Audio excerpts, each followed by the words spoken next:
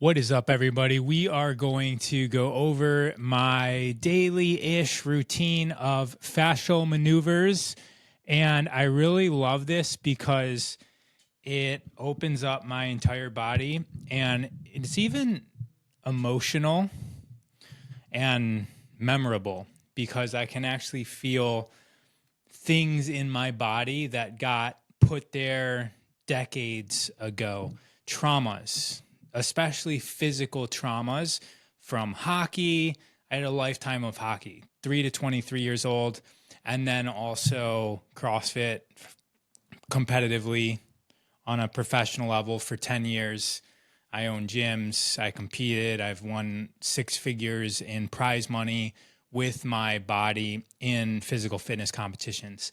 And the human garage fascial maneuvers are amazing for me because it works with counter rotation. It works deep into the fascial layers in a way that doesn't require you to try to rip through muscle tissue or tissue at all. There's no ripping like a massage or a Theragun, or a lot of physical therapy has to do with trying to rip apart fascial layers, muscular layers, and grind into the body, which feels good and everything. However, there is some arguments of whether that actually helps because we don't know if the body responds back to its original state when we just tear things apart. And the argument is that it's scar tissue and we're working through the scar tissue. But you'll see through these maneuvers that there's no forceful ripping, and it's gentler, and it allows the body to regain its sense of self, and it actually allows your conscious mind to regain your sense of self from a deep physical level, and then you can start to reorient the body. So the first one, there's many of them. I'm just going to go over some of my favorites here. So the first one, and we're going to do it together. I normally do these outside. I'm going to back up here. I normally do these outside, but we're going to be doing them together inside. So if we take our right foot and we go over our left foot and take our right hand and go underneath our left armpit, left hand on the right shoulder, and I'm just going to turn this way. If you see, my hips are anteriorly rotated, right? So the front of the bucket, if we imagine our pelvis as a bucket, it's anteriorly rotated. It's tilted down. So first thing that I do is I set my feet. So imagine that the feet are on the ground. We want them spread out wide. We want to feel two arches. One of the arches is on the inside, and one of the arches is in between the big toe base and the little toe base. I'm using common language here with that. So right here, there's an arch there and an arch there. I want to feel those two arches supported, and then that's my feet, and then I take that and I root that down into the ground and I push down evenly on all of those points. And usually when I do that, you can start to see that I can more evenly root in my pelvis. Now the pelvis, if that is balanced, is going to balance the spine on top of it. And in that balance, we can then do the maneuver. So in this position, remember the right foot is over the left, or the right leg is over the left. The right arm is in the left armpit, left arm on top. From here, we're going to twist our torso as far as we can to the left while we twist our head as far as we can to the right. Now notice the pelvis stayed the same. My pelvis didn't twist with me when I twisted the torso. The pelvis is staying locked into the ground because I grounded my feet into the earth. And I'm still pressing down with all the points of my pelvis around the rim of my pelvis is rooted into the earth as I twist.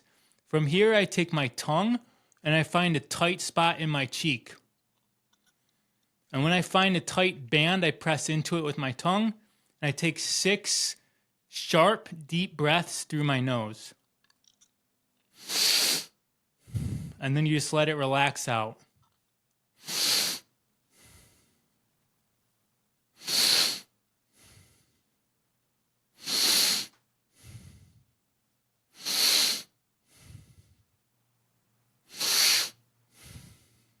Okay, now we kind of purse our lips and we take a deep inhale through the mouth. Again, more air. Twist, root, and release. 2 more of those. In, in, in, and release. I make sure the top of my head is pressing up as the feet are pressing down. One more time. In, in, in, and release. So I really like this next part. So we're going to take our right leg and we're going to move it a little bit behind us. I know you can't see my feet so much in the camera. It's all right. And then I'm going to bend my knees. And remember, I'm still twisted. Torso to the left, head to the right.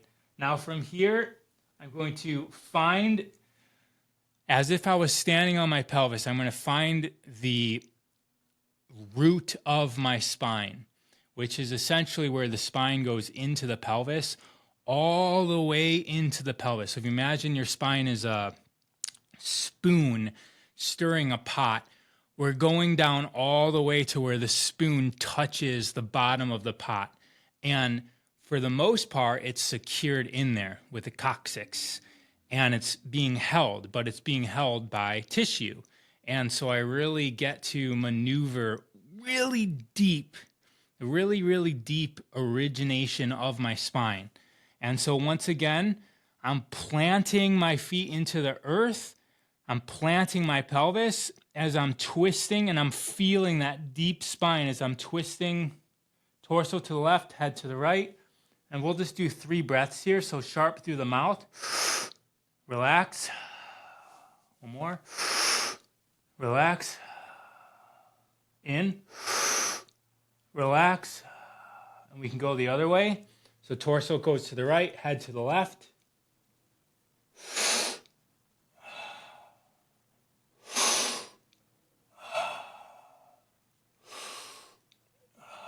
So when I'm here, I like to explore. So sometimes I come up and then I go down. And usually I do that with my breath, but I'm talking. So inhale up. Exhale down. And it was just like the tongue in the cheek. We're finding those lines and we're exploring how much further into it we can press ourselves. So then we come back up. I remember the right leg was over the left.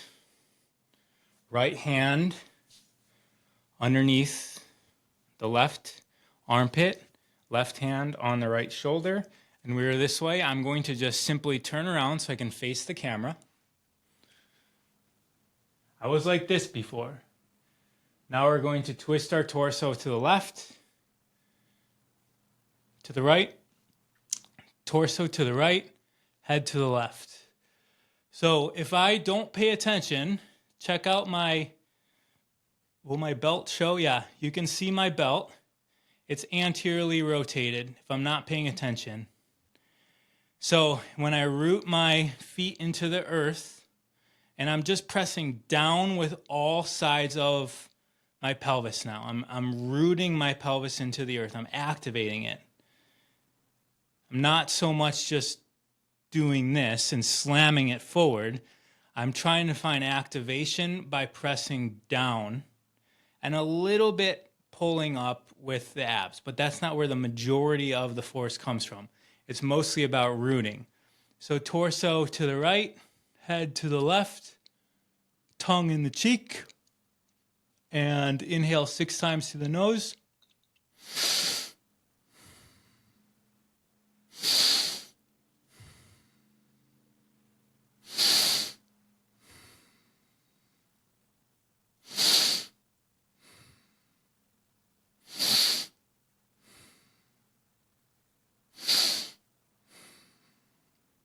Purse the lips, suck in,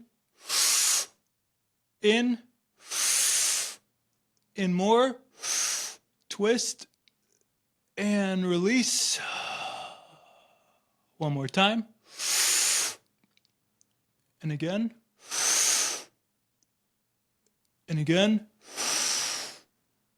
Release. Inhale. Inhale. Inhale. Release.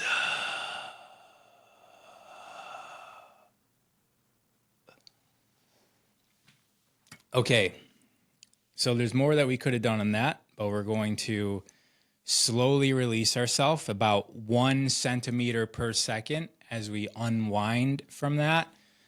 And we can go through a sun salutation, we can walk, we can do a dance routine here, but we should move around to feel the body start to reorient itself within the new structure of the fascia that we just opened up. And if we do this in the beginning of the day, which is what I love before I do anything, it makes everything that I do better, even if that thing that I do is going to be sit in my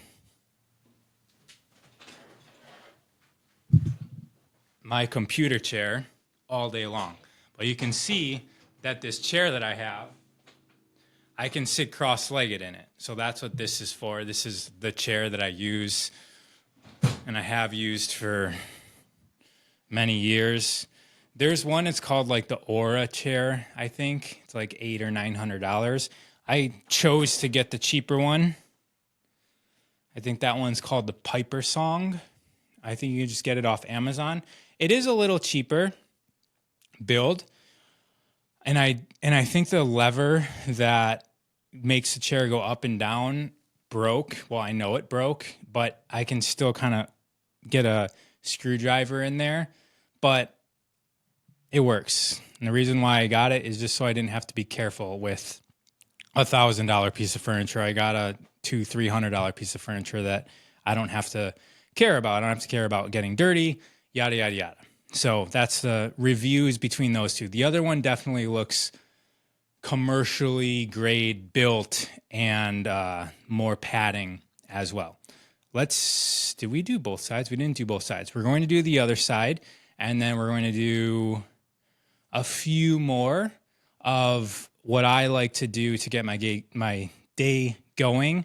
And as I was saying, even if that means sitting in a chair, or if I am going to go to a yoga class, which I don't really have a yoga membership, but if I go to a yoga class, I do this. It makes my yoga better. If I go play tennis, which is kind of like what I'm doing recreationally to be outside and play, I do this because it's a one-sided sport. I also played hockey my whole life, which is a one-sided sport. So you'll see that these counter rotations to both sides is going to rebalance my body and give me access to more of the movement that I need, no matter what it is that I'm doing.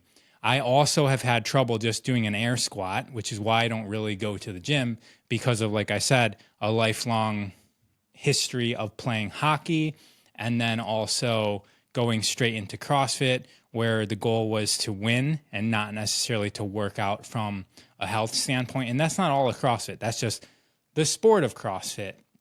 If you're in a competition and there's a stadium of people, you sometimes do things that could be detrimental to the health of your body for the sake of getting on the podium. And I've stood on a lot of podiums. It seemed to me that at least the way that I was doing it, it got to the point in the sport, in the actual participation of the sport, that it comes down to who's willing to hurt themselves the most.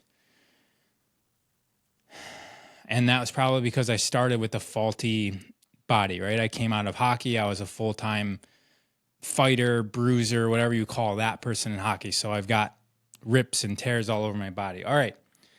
So if somebody goes into CrossFit completely pure, it might not be the same scenario as it was for me. But for me, it was pretty It just it exacerbated my already off balance body because I was competing. Very dumb too. Very little warm ups, being young. All right, left leg now goes over the right. Remember, root in with the feet. Secure the arches in the feet. Press down. You'll feel the pelvis start to rebalance itself. Now the left hand is going over or underneath the right arm on top of the left shoulder. And we're twisting now the opposite way. So we're going to start with a torso turn to the right. Keep that, you see I let my pelvis go and it dropped. Keep that pelvis pressed in, spine coming straight out, torso to the right, head to the left, tongue in the cheek, find a tight band in the cheek, and inhale 6 times.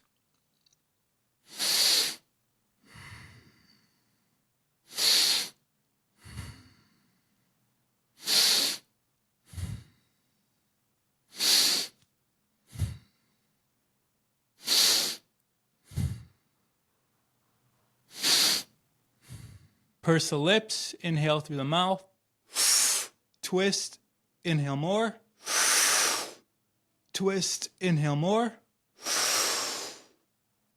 and exhale, inhale, inhale, find the top of your head, press it up, inhale, find the root of your spine, exhale. One more, inhale, inhale, inhale.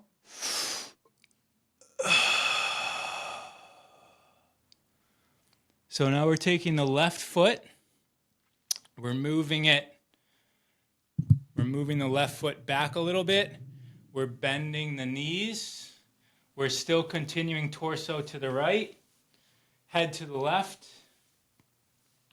As I said, find the root of your feet. Your foot doesn't all have to be pressing in the ground. My left foot heel is up. But find the root of your spine as you're twisting your torso. Head to the left. Inhale. Inhale. Exhale. Out the mouth. Inhale. Exhale. Good. Twist the opposite way, torso to the left, head to the right. Inhale, exhale, inhale, exhale, inhale, exhale. Move in this position. You might feel, for me it feels like flowering, like there's bands in my legs that are opening up on both legs. And I just work into them. So we can come up. I have a degree in exercise science, and what I was taught, if you imagine, I wonder if you guys can see this. If you imagine, what else could I use? If you imagine this being the muscle around the bone. So let's say the bone is this piece of air in here, and then we have the muscle around the bone. This isn't really the best demonstration, and I'm ruining this book. So we have the bone and the muscle around it. What I was taught in school is that fascia just is a wrapping that wraps on top of it.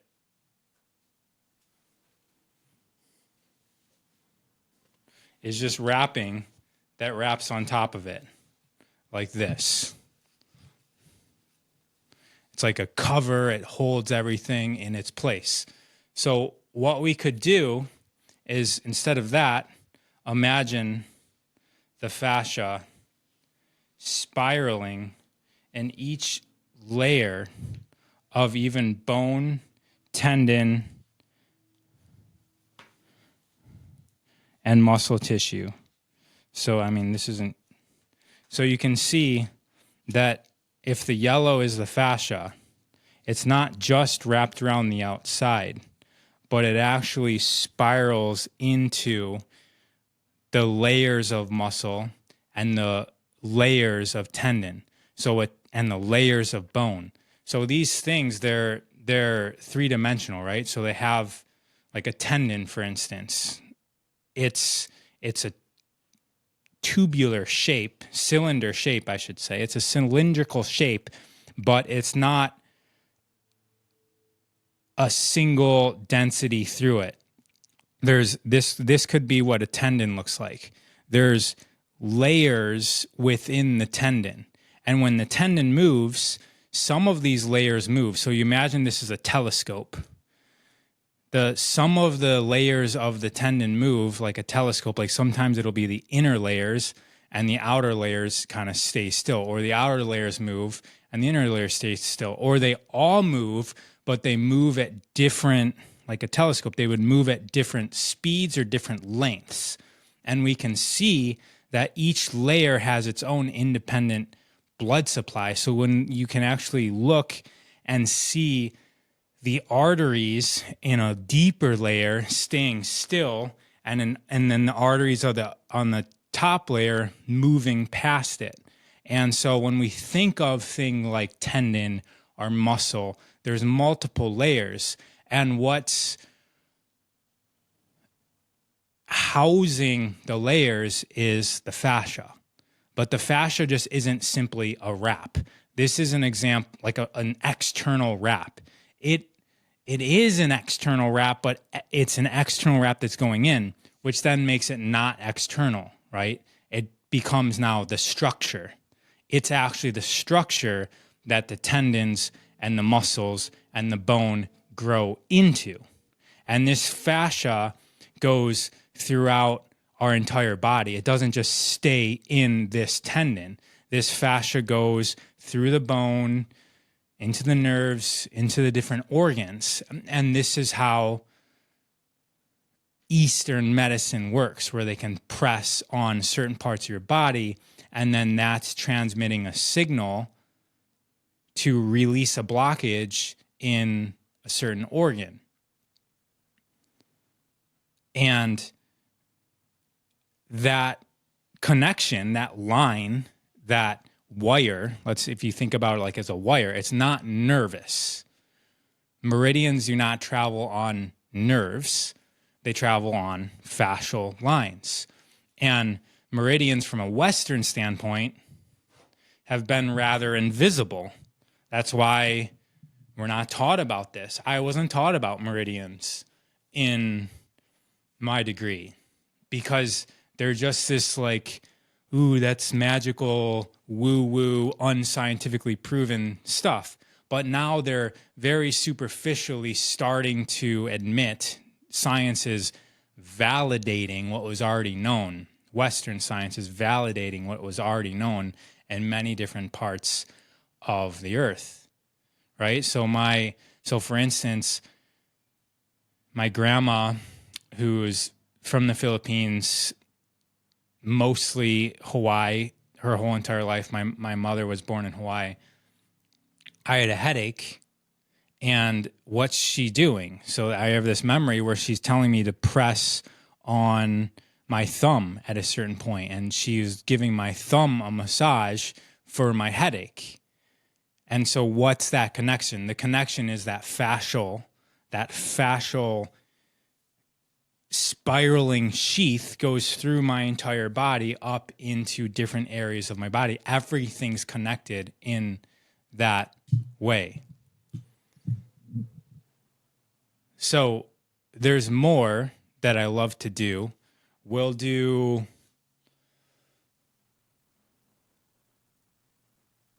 this one. So left hand forward, left finger's forward, right finger's back, and we're going to just find about the temples of the head, and we're going to twist so that we have kind of like antlers now. So one more time. left finger's forward, right finger's back, squeeze the head, and then we're going to twist in opposite directions so that now both fingers are pointed up, and then we're going to just close them down. And from here, we're just going to move around. Really move in the cervical spine first, which means the neck. So from here, remember the feet grounded into the earth, but a little bit more wide as the cervical spine is rotating. We're just playing around in there. And then now we move into the thoracic, which is a little bit deeper into the spine. I like going in a complete circle one way, complete circle another way, and then move down to the lumbar, which is a little bit lower. Be very mindful here. Now, earlier I was talking about this bringing up memories or emotions. And we can even do squats or lunges. Move. Now we can incorporate the legs.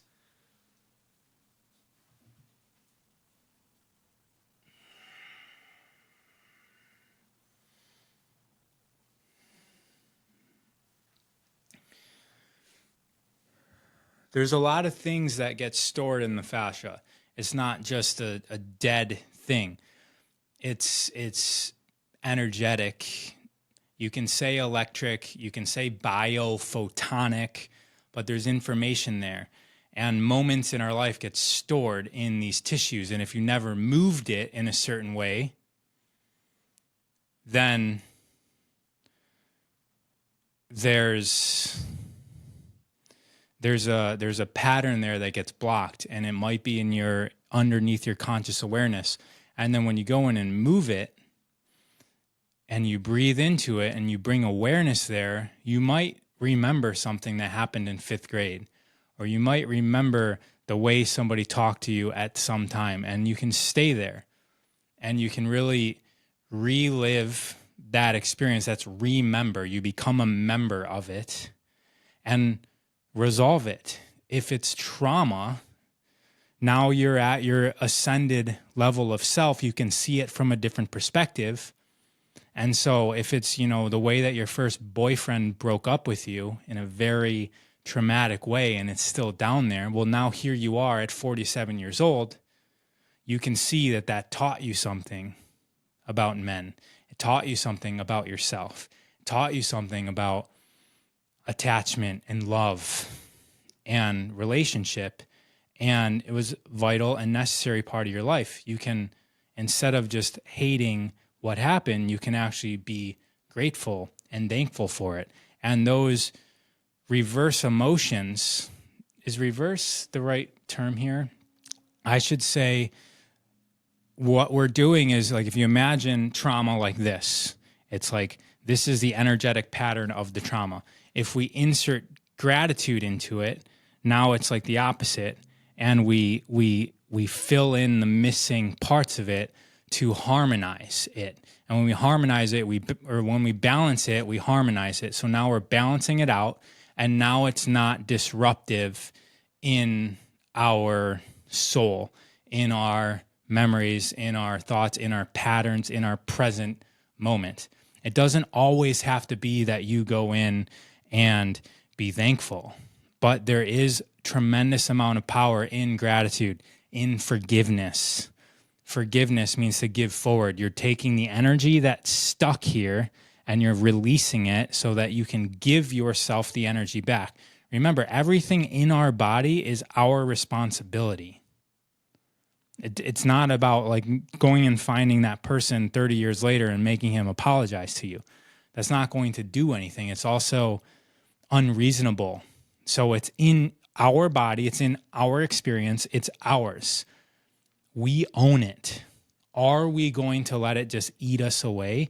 Are we going to be a victim to it? Or are we going to take the experience for what it was, which is an experience, and harmonize ourselves to it? Because if we're not going to do that, then we're disharmonizing harmonious. We allow ourselves to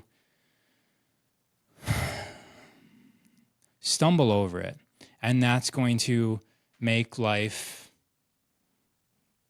the opposite of easy, right? Dis-ease. Dis-ease. So that's where dis-ease comes from. It's these parts of our body that we have not resolved, and it's in the issues are in the tissues. What that really means is in our fascia, and our fascia is connected, as I was just saying, to the organs. And so if you've got stuff in there, doesn't matter how traumatic, how profound, some of us are still dealing with our neighbor taking our little doll away from us when we were 6, or the bully in 3rd grade stomping on our stomach when we fell down in the play yard and knocking the wind out of us. That happened to me. That's still there. It just came up as I was like trying to search for an example. And then that teaches us how to behave around people that are more powerful than us. We might have this fear. And so like there's part of me that's going right now, reorienting myself around that. And then we also, if we remember something like that, we can go in and say, how does that feel and where do I feel that? Somebody's saying, does that mean our ability to respond?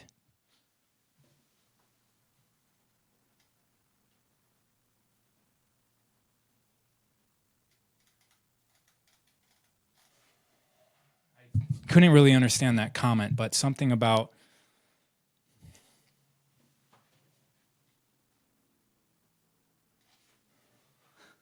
it's not worth the power of waiting. No.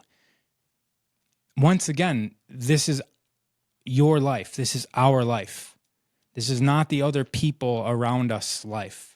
We're all here bumping into each other with different agendas. And newsflash, you are a villain in other people's stories. You are. Even if you have no idea, oblivious to it. You're oblivious to it. Like literally right now, if you don't feel like you're a villain in other people's stories, then you definitely are oblivious to it. So the villains that we have in our own life history, we're that level of villain to other people, whether you know it or not. And I'll just give you some quick examples. Driving, you might have cut somebody off. You might have made somebody late somewhere, and then when they got there, they fell and broke their leg. And now they've got a lifelong thing. And in their mind, they're like, it's because that person cut me off, and then I showed up 2 minutes late, and then I walked to the parking lot, and the car ran me. I don't know. So there's things that you do that are completely neutral, and then there's things that you do where you're just making the best choice ever. So like, for instance, I've owned businesses before. I've had to fire just about every single person that I ever hired.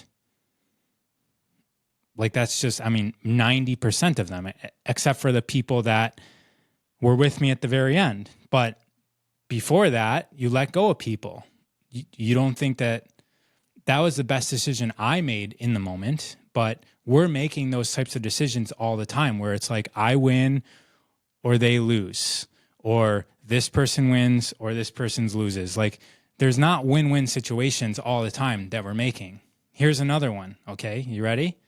We live in the United States of America. If you go traveling around the world, you'll see that not everybody has the best perspective of what we do for the earth. If I take off this shirt and look at where it's made, there's somebody probably like literally slaving away in another country, or maybe a sweatshop in downtown Los Angeles with Chinese smuggled immigrants that people put on contract where like they say like, if we're going to get you out of the slums of your neighborhood in Japan or China or whatever, we're going to ship you to the city in North America, and you're going to work for us 16 hours a day for 35 years, and at that point, you get to be free.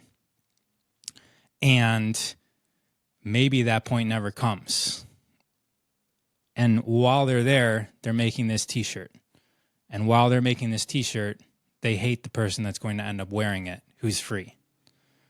So I don't know how I got on this tangent, but we're all the villains and all the heroes in our own life story and everybody else's life story. It's our responsibility. That was a crazy tangent.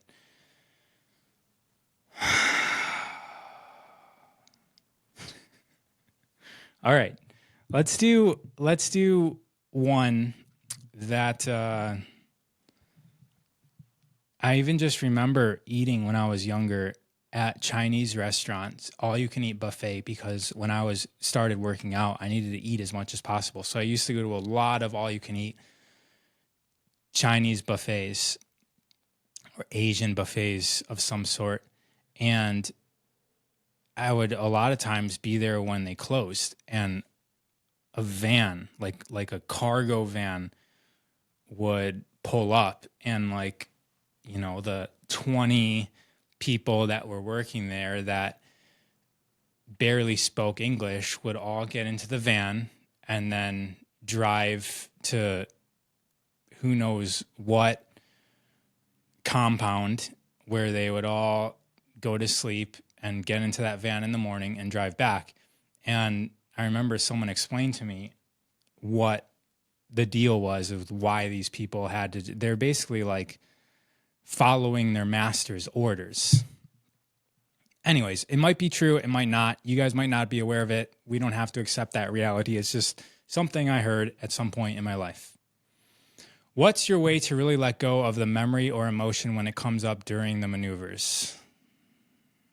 So once again, I said this. Be thankful for the trauma.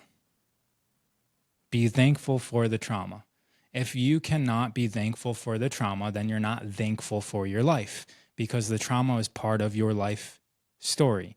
And your life is what brought you to this present moment. And if you view it negatively, then you're viewing yourself negatively.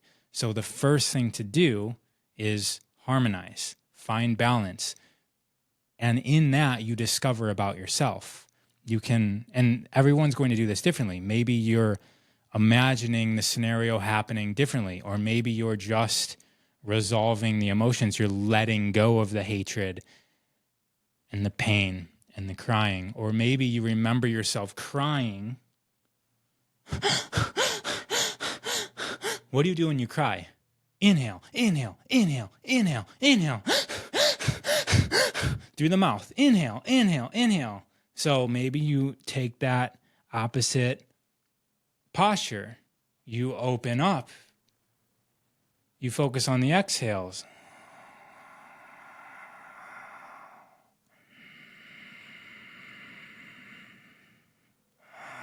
That's the opposite of crying. So those are just some examples of what I know could help people. So energetic magnetism is saying Kapalabhati breathing is crying. I love the comment. Thank you for it. I tend to say the opposite. I tend to say that Kapalabhati, which means skull shining breath, is the opposite of crying, because Kapalabhati, the focus is on the exhale.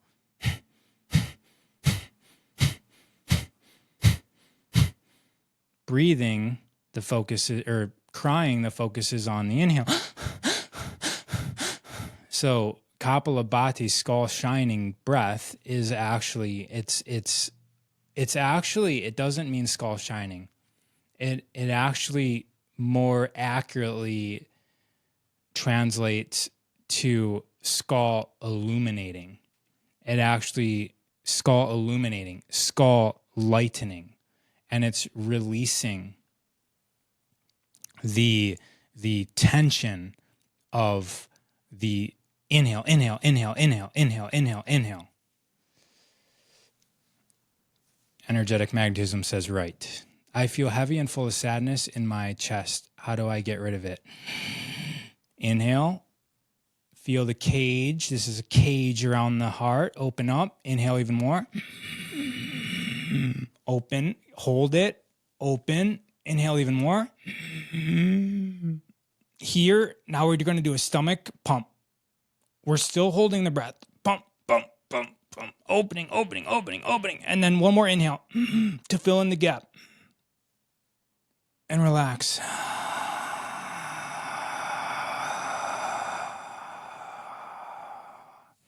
This is a cage.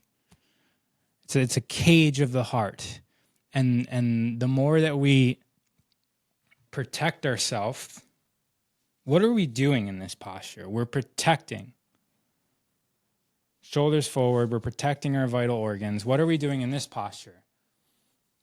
This posture is very open and confident.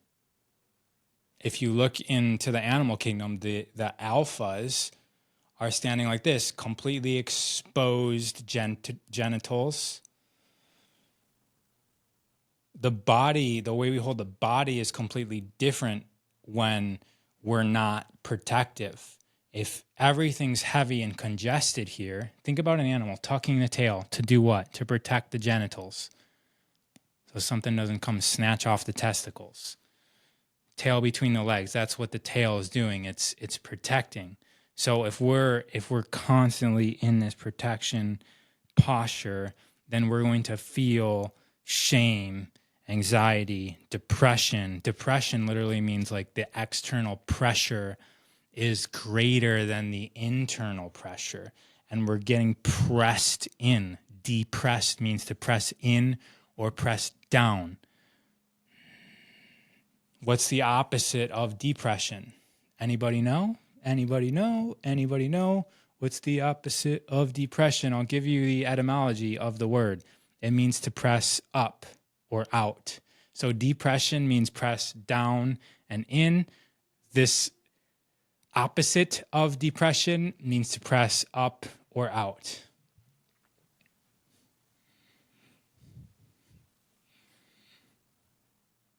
There we go. Trust the path, says it. Oh, and Sarah said something. Yeah, trust the path says expression. Expression is literal opposite of depression. Sarah said expansion, which is also, I don't know the exact etymology for expansion, but I'm assuming that it's the same. By the way, Self-Expansion Podcast on all podcasting platforms and YouTube is my podcast. And the Self-Expansion community is link in bio for that. Expression, express the self. So that same person was saying they're born with something like this, and is it impacting them? That's up to you. We could be born without parts of our body, and then it's up to us to counterbalance at a greater degree the parts of us that are missing. I love the old quote of Jim Carrey, who's quoting one of his teachers, that depression is when we're exhausted from the avatar you've been playing, not expressing who we really are. Exactly.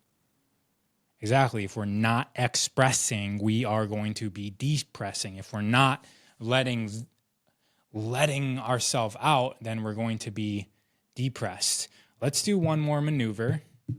So I like this one because it gets into the shoulder area, which is also tied to the heart. The arms are extension of the heart. So let's take our left foot, just move it off to the side. Foot's pointed forward. Right foot goes toes pointed that way.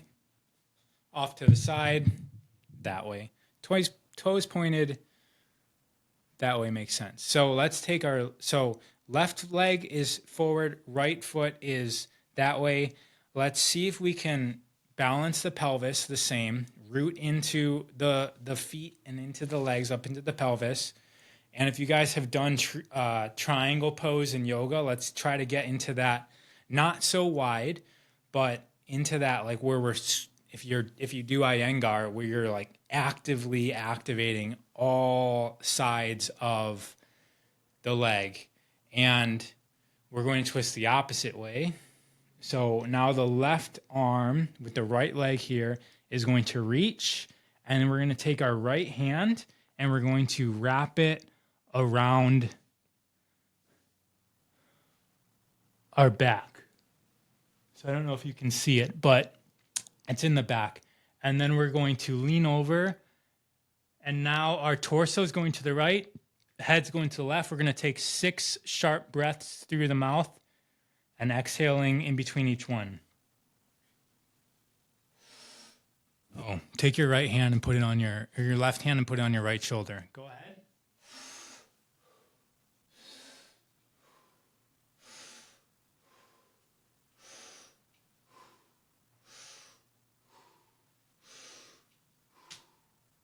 Twist your torso the other way. You're going to take your hands and you're going to switch them. So torso is now switching the other way. Your right hand comes on your left shoulder. Left arm reaches up the back of your body. And we can play around with your legs to a comfortable position. And so twist your torso up to the left.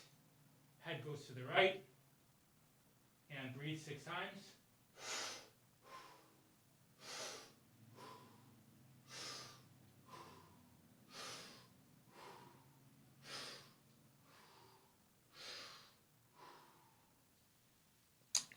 And we're just going to switch sides here. So right foot points forward, left foot points to the left. We're going to restabilize the pelvis. So we're going to turn our torso to the left. Right hand reaches out as we lean over. Right hand goes onto the left shoulder. Left arm internally rotates as we go up the spine. And we're going to keep on twisting the torso to the left, head to the right as we lean over even more and breathe 6 times.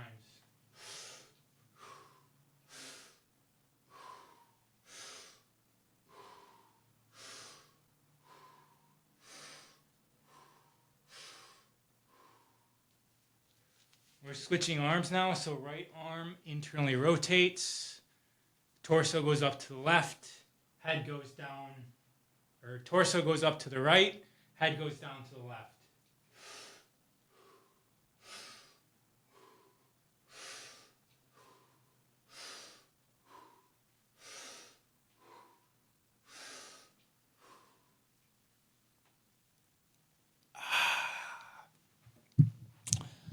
All right, come out of that. We can walk around, we can dance, we can figure eight our body, we can circular move each joint. We can stand still. We can connect with the center of the... Oh, I need to be careful what I say. We can connect with the earth. We can connect with whatever's above us. And those are some maneuvers. That's some discussion as well. I think we got into some pretty cool stuff with that.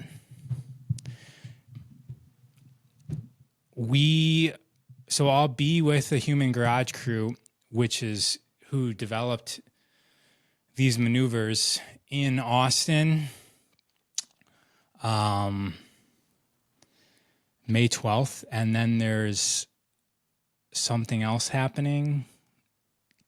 I don't know if I can talk about it, so I won't. But I know that there's going to be some in New York. There's going to be one in New York coming up in the summertime, and probably in different parts of the world as well. That's a great inner thigh opener. Right. So someone said, will you come to NYC? I actually don't know if these have been publicly released yet. But the answer to will we come to NYC is yes. All right, everybody. Have a good Saturn's Day.